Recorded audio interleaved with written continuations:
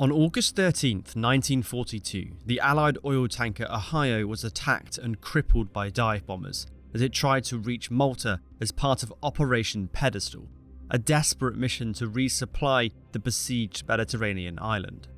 Ohio was left stranded 60 miles from its destination, with no power, nowhere to hide, and no protection against further attacks.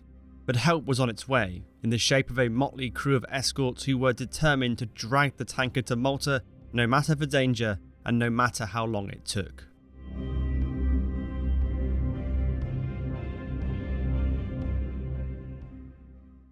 In the summer of 1942, Malta was an island on the brink of starvation and surrender. It had been on the front line of the battle against the Axis for 2 years, lying in the perfect position to intercept Axis supply lines to North Africa. This made it a prime target, and the Germans and Italians had laid siege to the island by air and sea. Small-scale attempts to resupply it had failed, so the British decided to launch one last all-out attempt to save Malta. A convoy of 13 fast British and American merchant ships was assembled, to be escorted by a huge fleet including 3 aircraft carriers and 2 battleships. At stake was not just the fate of Malta, but the entire British position in Egypt, which would be under severe threat from a fully resupplied Africa Corps. Stationed here were tens of thousands of Allied personnel, including my own grandfather, which is why this video is sponsored by MyHeritage, the #1 family history service. Finding connections to the past in my own family is one of the first things that gave me an interest in history. My interest in the Mediterranean theatre in World War II was driven by knowing that for much of the war, my grandfather was stationed in Egypt. At the time of Operation Pedestal, he was at RAF Shadur. MyHeritage has an easy-to-use tool for mapping your own family tree, and access to over 19 billion historical records. With this vast wealth of information, you can find out about your ancestors, even those that lived more than a century ago.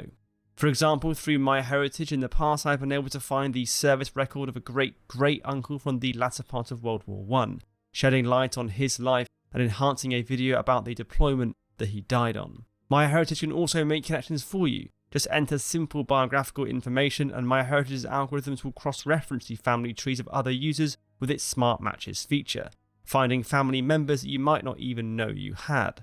On top of all of this, MyHeritage can also bring old photos to life with its colorization technology. If you want to use MyHeritage to trace your own past, you can sign up for a 14-day free trial to MyHeritage at the link in the description below and enjoy all of the amazing features it has to offer. If you decide to continue your subscription, you'll get a 50% discount. Thanks again to MyHeritage for sponsoring this video. But before Pedestal could begin, there was one more ship required, a fast oil tanker to carry aviation and other fuels that were in critically short supply on Malta. The British didn't have any suitable, and the one they had leased 2 months earlier from the US for the last convoy attempt had been sunk. With no other options, the British went back to the US and asked if they wouldn't mind providing them with a second state-of-the-art tanker for use on the same incredibly dangerous convoy route that had got the last one sunk, and the Americans agreed. This brought the Ohio into British service. Captain Dudley Mason was appointed as its skipper, and the tanker was loaded with almost 14,000 tons of fuels and oils that Malta desperately needed. Ohio then joined the other ships to cross into the Mediterranean on August 10, 1942, under the overall command of Vice Admiral Neville Seifert. Lying in wait for the Pedestal fleet was more than 400 Axis aircraft, as well as submarines and torpedo boats, and it didn't take long for the Allied fleet to suffer badly. On August 11th, the carrier Eagle was torpedoed and sunk by U-boats, and the following day saw a series of intense air attacks, which claimed the merchant ship Deucalion and badly damaged the carrier Indomitable. At 7 PM on August 12th, Vice Admiral Seifert detached his capital ships from the convoy's escort in a pre-planned move, as the battleships and carriers would be sitting ducks against torpedo attack as they transited the Sicilian Narrows. Staying with the convoy to Malta was a smaller force under Vice Admiral Harold Burr of 5 cruisers and 12 destroyers. Up to this point, the battle had mostly passed Ohio by. It had kept its station and fired its guns at passing aircraft, but had been spared the worst dramas of the convoy so far. But that was about to change. At 7:55 PM, the Italian submarine Axum managed to fire 4 torpedoes towards the convoy from the north. A few minutes later, in quick succession, the cruisers Nigeria and Cairo were struck, followed at 7:59 by Ohio.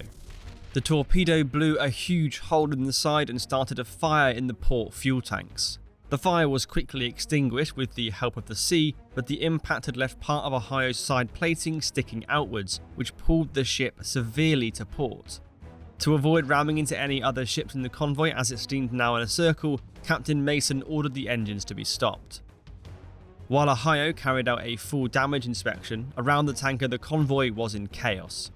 Vice Admiral Burrow was in the middle of transferring from the crippled Nigeria to the destroyer Ashanti, leaving him unable to coordinate the convoy when at 8:35 the Luftwaffe returned. With most escorts not in a position to offer effective fire, this dusk attack was devastating. The merchant ships Brisbane Star, Empire Hope and Clan Ferguson were all hit, with the latter two sunk and Brisbane Star forced to leave the convoy and pursue its own route at slow speed. The cruiser Kenya was also struck, further adding to the chaos. Ohio had managed to get going again, with its rudder permanently steering to starboard to counteract the stuck-out deck plating on the port side. After darkness fell, the destroyer Ledbury arrived to offer assistance. It turned on a light on its stern for Ohio to follow, since the tanker's gyro compass was broken. This little mini convoy made good progress, with Ohio's engine room able to deliver a speed of 15 knots by midnight. Ahead of them, Ohio and Ledbury could see a tremendous battle taking place as Axis torpedo boats began to attack the convoy, which was passing very close to the Tunisian coast to avoid Italian minefields. The first casualty was HMS Manchester, hit by 2 torpedoes at 1 AM. Manchester was followed by the merchant ships Glenorchy, Wairangi, Almeria Likes and Santa Elisa, which were all sunk, while Rochester Castle was damaged. By the time Ohio and Ledbury managed to rejoin the convoy at 5:40 AM, Pedestal was down to just 7 ships. 50% of the convoy's merchant ships had now been sent to the bottom.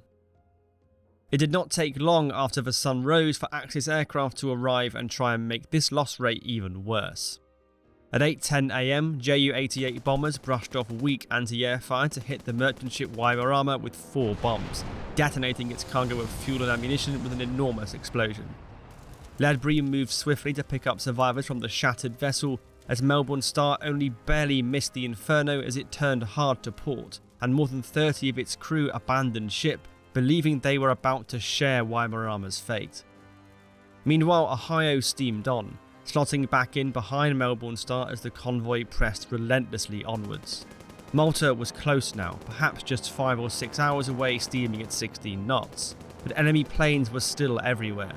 And at 9:25, Stuka dive bombers began to target Ohio, whose large, flat deck set it apart from the other ships. 2 bombers were shot down close by and physically crashed onto the tanker's deck, and several bomb near misses shook the ship violently.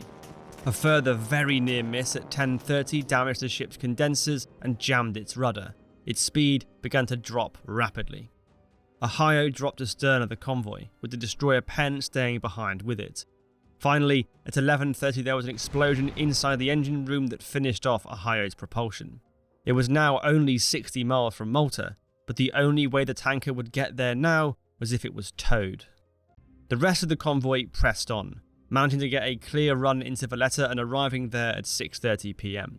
3 merchant ships delivered a welcome 30,000 tons of supplies, but the convoy's mission would not be a success unless Ohio also made it.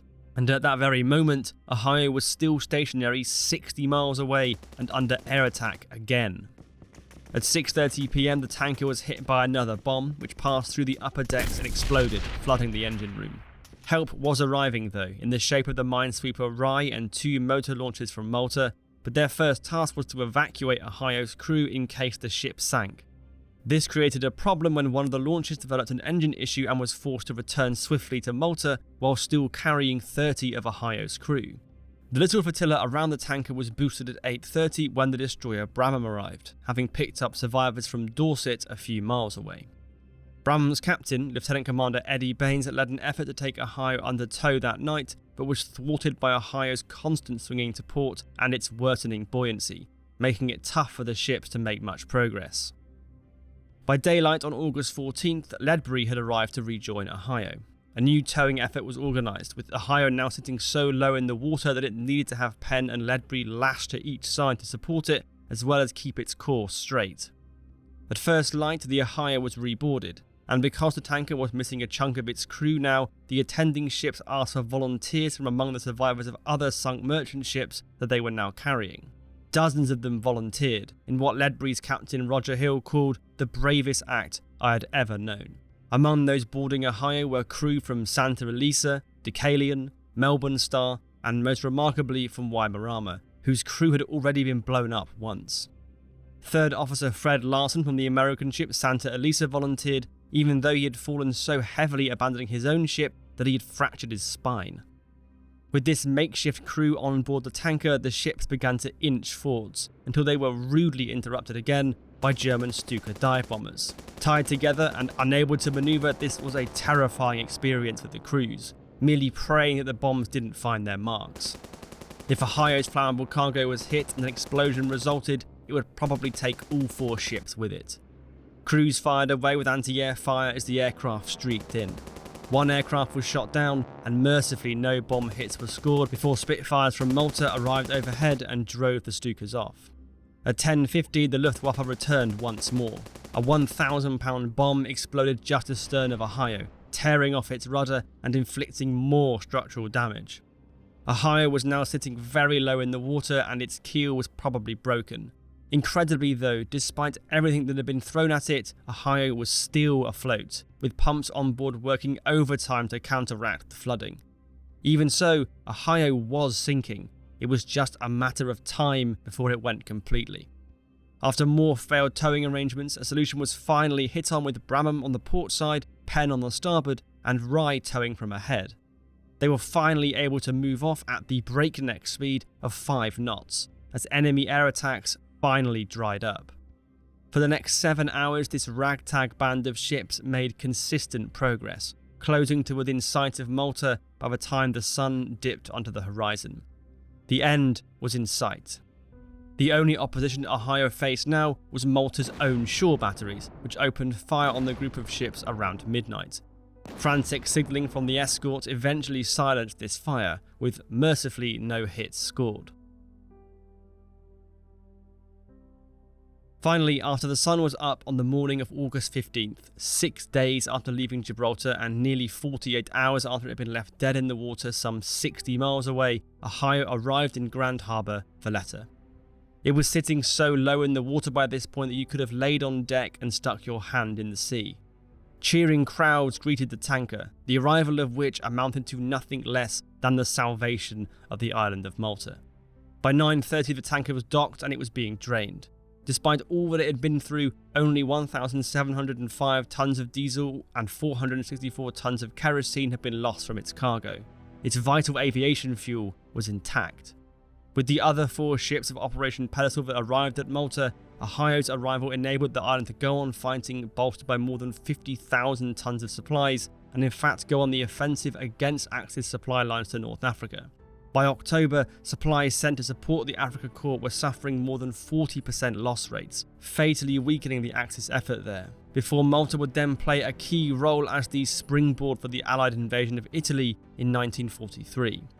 All of this was possible thanks to the Pedestal convoy managing to get through, and especially thanks to Ohio and her plucky escorts. Thank you so much for watching, and I'll see you in the next video.